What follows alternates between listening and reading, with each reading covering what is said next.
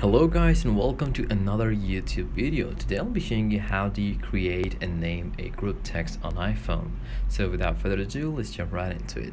So first of all, we're gonna open up our messaging app and then we're just gonna tap on the top right button that looks like a new text. You're gonna press on that and you can select some context, right?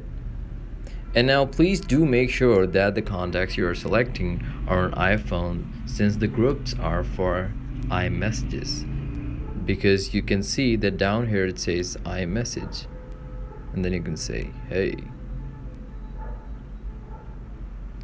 Now you can see that this message was sent. Next you can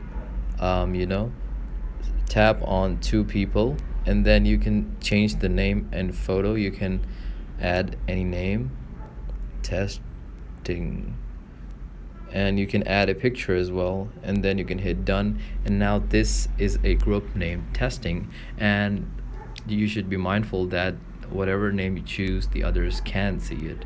So that is how you create and name a group on iPhone. So thank you for watching and I'll see you in the next one. Thank you.